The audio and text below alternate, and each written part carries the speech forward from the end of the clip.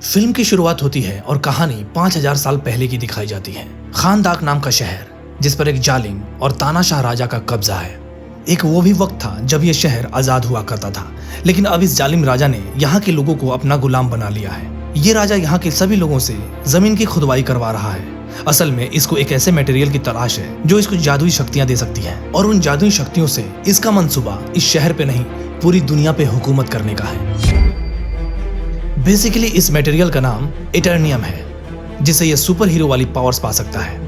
एक सीन में दिखाया जाता है कि इसी दौरान एक मजदूर को इटर्नियम मिल जाता है। इसी इटर्नियम से ये राजा एक ताज बनवाता है और इसी ताज से सारे पावर्स मिलने वाले हैं। इसी बीच हमें एक छोटे से लड़के को दिखाया जाता है जो उस जालिम राजा के खिलाफ खड़ा होता है। वो गांव वालों को समझाता है कि हमें इस किंग से बचना चाहिए, हमें उसके आगे झुकना नहीं चाहिए। ये बात जब राजा को पता चलती है कि मेरे खिलाफ कोई खड़ा हो रहा है, तो उसे मारने का हुक्म दे देता है। अगले सीन में दिखाया जाता है कि उस लड़के को सब मारने वाले हैं, तभी वो लड़का अचानक से गायब हो जाता है और ये लड़का पहुंच जाता है ऐसी जगह पे जहां पे जादूगरों के देवता बैठे हुए हैं। ये देवता इस बच्चे से कहते हैं, तुमने हिम्मत दिखाई, हमें बहुत अच्छा लगा, इसलिए हम तुम्हें ऐसे पावर्स देने जा रहे हैं जिससे तुम सिर्फ एक वर्ड बोलोगे, सजाम, और तुम्हारे अंदर हम सब की पावर्स आ जाएंगी। और लड़का बिल्कुल ऐसा ही करता है। वो जैसे बोलता है सजाम, वो बहुत ही ज्यादा पावरफुल बन जाता है।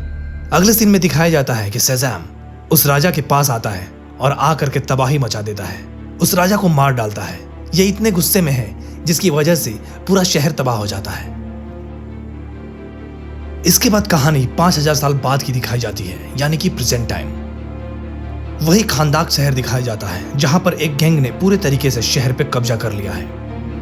लोगों पे जुल्म कर रहे हैं, लूट मार कर रहे हैं, पूरी तरह से शहर को कंट्रोल में कर लिया है। इस गैंग का एक ही मकसद है कि वो उस ताज को तलाश करें। ये उसी क्राउन को तलाश कर रहे होते हैं जो आज से 5000 साल पहले उस जालिम राजा ने बनवाया था।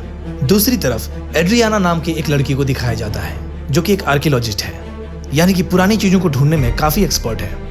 एड्रियाना भी इसी ताज को ढूंढ रही है। अगले सीन में दिखाया जाता है कि एड्रियाना अपने कुछ दोस्तों के साथ एक जगह पर जाती है। काफी मुश्किलों के बाद उसे ताज मिल भी जाता है। अभी एड्रियाना और उसके साथी इस बात को लेकर काफी खुश होते हैं।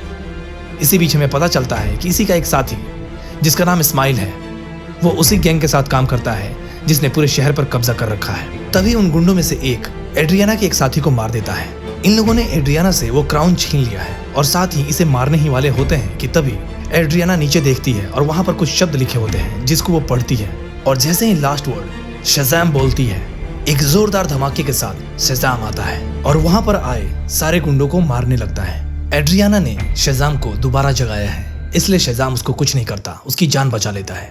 इधर गुंडे उस पर स्पेशल वेपन से अटैक करते हैं। ये वेपन इटर्नियम मटेरियल से बना है जिससे वो ताज बना था। जैसे ही ये मिसाइल एडम को लगता है, वो वाकई दर्द को महसूस करता है। ब्लैक एडम उन सारे गुंडों को मार देता है, लेकिन मिसाइल लगने की वजह से बेहोश हो जाता है।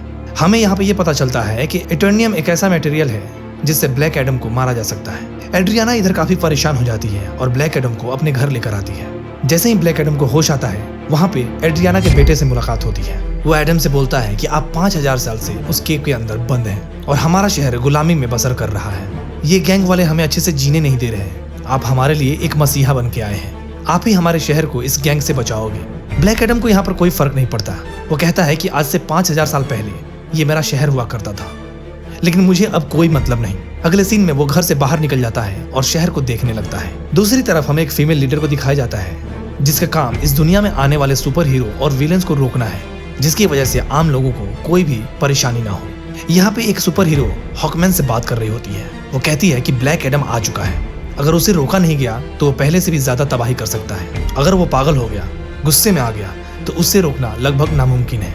अगले सीन में ये लोग एक टीम इकट्ठी करते हैं जिसमें और भी सुपर हीरो शामिल हैं। ये सब लोग मिल करके ब्लैक एडम को पकड़ने के लिए निकल जाते हैं।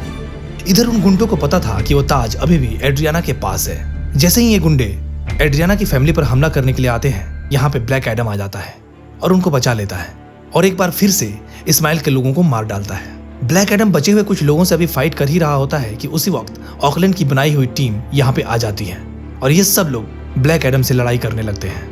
लेकिन अभी भी ब्लैक एडम इन लोगों पर भारी पड़ रहा है। इनकी टीम का नाम है जस्टिस सोसाइटी। वो गुंडे और जस्टिस सोसाइटी के लोग मिलकर भी ब्लैक एडम का कुछ भी बिगाड़ नहीं पा रहे हैं। आखिरकार दिखाया जाता है कि ब्लैक एडम वहां से चला जाता है। जस्टिस सोसाइटी की टीम, जो कि हॉकमैन की टीम है, वो एड्रियाना के पास आते हैं कि ब्लैक एडम को पकड़ने में तुम हमारी मदद करो। लेकिन एड्रियाना उनसे कहती है कि तुम सब उस वक्त कहाँ थे जब ये लोग हम पर जुल्म कर रहे थे। तुम लोगों को पहले तो कभी यहाँ पे नहीं देखा। एक ब्लैक एडम ही है जिसने हमें बचाया है। जस्टिस सोसाइटी के लोग कहाँ थे उस वक्त? हॉकमैन कहता है, इसको तुम मदद समझ रही हो, वो तुम्हारी हिफाजत नहीं कर रहा, वो बहुत ही खतरनाक है। आज से 5000 साल पहले उसी ने हमारे इस शहर को पूरी तरीके से तबाह कर दिया था। बहुत सारी बातों के बाद एड्रियाना राजी हो जाती है कि वो ब्लैक एडम से इन सब की मीटिंग कराएगी। अगले सीन में ये सब ब्लैक एडम के पास जाते हैं ताकि ये सब लोग बैठ करके आपस में बात कर सकें और इनकी आपस की लड़ाई को खत्म कर सकें। तभी दूसरी तरफ इस्माइल, जो एड्रियाना का कभी साथी हुआ करता था, उसके घर में घुस जाता है ताकि वो उस ताज को ढूंढ सके, उसका इस्तेमाल अपने लिए कर सके। लेकिन जब उसे पता चलता है कि ताज उसके पास है ही नहीं, वो गुस्से में एड्रियाना के बेटे को उठाकर अपने साथ ले जाता है। एड्रियाना का बेटा एड्रियाना के पास कॉल करता है और बता देता है कि मुझे इस्माइल ने किडनैप कर लिया है। इधर एड्रियाना काफी परेशान हो जाती है और जस्टिस सोसाइटी और ब्लैक एडम से हेल्प मांगती है। वो ब्लैक एडम से कहती है कि मुझे नहीं पता कि तुम क्या हो, लेकिन एक बार तुमने मेरी जान बचाई है तो मैं तुमसे कहती हूँ कि तुम मेरे बेटे की जान बचाओ। इधर जस्टिस सोसाइटी और ब्लैक एडम दोनों लोग तैयार हो जाते हैं कि इसके बेटे की जान बचाई जाए। तभी हमें दिखाया जाता है कि हॉकमैन उस गैंग के 2 आदमियों को पकड़ लेता है, जिनसे पूछताछ करने पर पता चलता है कि इस्माइल एक ऐसी जगह पे है जो रेगिस्तान में है। अगले सीन में दिखाया जाता है कि ये जस्टिस सोसाइटी और ब्लैक एडम उस जगह पर पहुंच जाते हैं तो देखते हैं कि इस्माइल ने उसके बेटे पर गन पॉइंट की हुई है और यहाँ पर इस्माइल एक राज बताता है कि मैं उस राजा का आखिरी वंश हूँ जिसने ताज बनवाया था और जिसको ब्लैक एडम ने मार दिया था, और ये सब बंदे मेरे लिए काम करते हैं, और अगर तुमको अपने बेटे की जान बचानी है तो मुझे वो ताज दे दो। एड्रियाना उसको वो ताज दे देती है ताकि उसके बेटे की जान बच जाए। इसके बावजूद भी वो उसके बच्चे पर गोली चला देता है, और जैसे ही ब्लैक एडम देखता है कि गोली चल गई है, वो काफी स्पीड से जा करके उस गोली को रोक लेता है। उस बच्चे की जान बच जाती है। तभी यहाँ पे ब्लैक एडम की लाइटनिंग की वजह से इस्माइल और उसके पूरे गैंग का खात्मा हो जाता है। इसके बाद दिखाया जाता है कि ब्लैक एडम हॉकमैन से मिलता है और उसको एक बहुत बड़ा राज बताता है। वह बताता है कि आज से 5000 साल पहले वो लड़का जिसने जालिम राजा के खिलाफ आवाज उठाई, वो मैं नहीं था, बल्कि वो मेरा बेटा था। जब जालिम राजा मेरे बेटे को मारने वाला था, उसी वक्त मेरा बेटा गायब हो गया। इस चीज को देखते हुए राजा को बहुत गुस्सा आया, क्योंकि अब वो मेरे बेटे को ढूंढ नहीं पा रहा था। इसीलिए उसने मेरे घर वालों को और मुझे पकड़ लिया, हमें बहुत मारा, मेरी आंखों के सामने मेरी बीवी को मार डाला, और मैं भी करीब मरने ही वाला था। उसी वक्त मेरा बेटा वापस आया। मेरा बेटा उस समय बदल चुका था, उसके पास बहुत सारी शक्तियां थीं। उसने मेरी जान बचाने के लिए अपनी सारी शक्तियां मुझे दे दी, यानी कि शज़ैम की पूरी शक्तियां अब मेरे अंदर है। उसी वक्त राजा के आदमियों ने हम पे फिर से हमला किया। वहां पर मैं तो बच गया क्योंकि मेरे पास पावर्स थी, लेकिन मेरा बेटा मेरी आंखों के सामने मारा गया। अपने बेटे को मरता हुआ देख मैं अपने आप को कंट्रोल नहीं कर पाया। मैंने जालिम राजा और उसके सारे लोगों को मार डाला, पर उस वक्त वो सारी शक्तियां मेरे काबू में नहीं थी। मैं उन्हें कंट्रोल नहीं कर सका, और देखते ही देखते पूरा शहर तबाह हो गया। जिन्होंने मेरे बेटे को शक्तियां दी, वो बहुत नाराज हुए कि मैंने अपने पावर्स का मिसयूज किया है, मैंने अपने पावर्स को कंट्रोल में नहीं रखा। इसीलिए उन्होंने मुझे उस कब्र में बंद कर दिया, और मैं कई हजार साल तक उसके अंदर बंद रहा। उसके बाद एड्रियाना ने आके वो नाम लिया, जिसकी वजह से मैं फिर से दोबारा जिंदा हो पाया। ब्लैक एडम को बहुत अफसोस होता है कि उसकी वजह से पहले भी बहुत सारी तबाही मच चुकी है और अभी भी तबाही मच रही है। बहुत से लोग मारे गए हैं। ब्लैक एडम बोलता है, मैं सरेंडर करना चाहता हूँ, मैं अपनी पावर्स को खत्म करके अपने आप को तुम लोगों को सौंप दूंगा।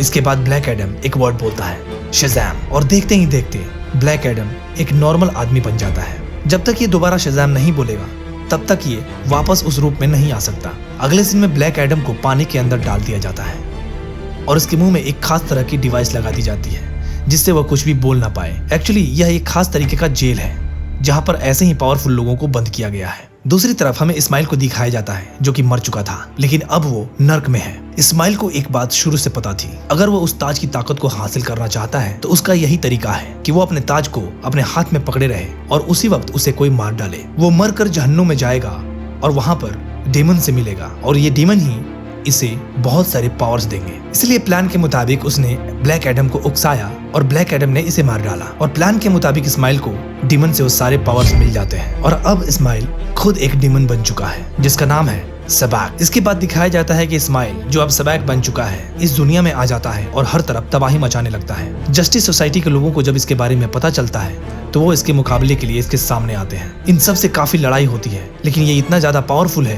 कि ये लोग मुकाबला नहीं कर पा रहे। इन सबको समझ में आ जाता है कि डेमन सबैक को हराने के लिए ब्लैक एडम चाहिए, उसके अलावा इसे कोई नहीं हरा सकता। जस्टिस सोसाइटी के मेन सुपर हीरो यहाँ से टेलीपैथी के जरिए ब्लैक एडम से बात करते हैं और बताते हैं कि हमें तुम्हारी जरूरत है। ये उसकी काफी हेल्प भी करते हैं ताकि वो खुद को आजाद कर सके। ब्लैक एडम खुद को आजाद कर लेता है, वहाँ के कुछ सोल्जर को मारता है और पानी से बाहर निकलता है। पानी से बाहर निकलते ही वो एक शब्द बोलता है, शज़ैम, और फिर से ब्लैक एडम के रूप में आता है और बिना वक्त गवाए सीधा सबैक के पास आने लगता है। दूसरी तरफ जस्टिस सोसाइटी के लोग अभी भी सबैक से लड़ रहे हैं और इसी दौरान जस्टिस सोसाइटी के मुखिया की मौत होती है। इसी बीच ब्लैक एडम भी आ जाता है और ब्लैक एडम और सबैक की लड़ाई शुरू हो जाती है। लड़ाई काफी टक्कर की होती है। काफी देर लड़ाई होने के बाद ब्लैक एडम सबैक के सिंहों को पकड़ता है और उसे 2 हिस्से में फाड़ डालता है और इस तरह से सबैक का खात्मा हो जाता है। शहर के लोग ब्लैक एडम को अपना मसीहा मानने लगते हैं। वो सब इस बात को मान लेते हैं कि ब्लैक एडम ने हमें और हमारे शहर को बचाया है। इसके बाद हम उसी लेडी को देखते हैं जिसने जस्टिस सोसाइटी की टीम बनाई थी ताकि ब्लैक एडम को रोका जा सके। वो ब्लैक एडम से कहती है, तुम्हें जो करना है करो, लेकिन तुम इस शहर से बाहर नहीं निकल सकते हो। इस शहर के लोगों का मसीहा बनो, उनका ख्याल रखो, उनका गार्जियन बनो, मुझे कोई परवाह नहीं है, लेकिन तुम इस शहर से बाहर गए तो अच्छा नहीं होगा। लेकिन ब्लैक एडम कहता है, मुझ पर अपना हुक्म चला सके इस दुनिया में ऐसा कोई भी नहीं है। लेकिन तभी वो लेडी बोलती है, इस दुनिया में रहने वाला शायद तुम्हें कोई नहीं रोक सकता, लेकिन मैं किसी ऐसे को जानती हूँ जो हमारी इस दुनिया से नहीं है। ब्लैक एडम को गुस्सा आता है और वो उस लेडी की बात को बीच में ही खत्म कर देता है। मार्वल और डीसी में पोस्ट क्रेडिट सीन्स होते हैं और इसमें भी है। पोस्ट क्रेडिट सीन में दिखाया जाता है कि ब्लैक एडम को रोकने के लिए डीसी यूनिवर्स का सबसे बड़ा सुपर हीरो सुपरमैन आया है। तो मजा आने वाला है इसके अगले पार्ट में, जब दोनों में बराबर की टक्कर होगी। आप जल्दी से हमारे चैनल को सब्सक्राइब कर लीजिए और कमेंट में बताइए कि क्या आप इसके अगले पार्ट को देखना चाहेंगे। मिलते हैं अगले वीडियो में, तब तक लिए बाय बाय, टेक केयर।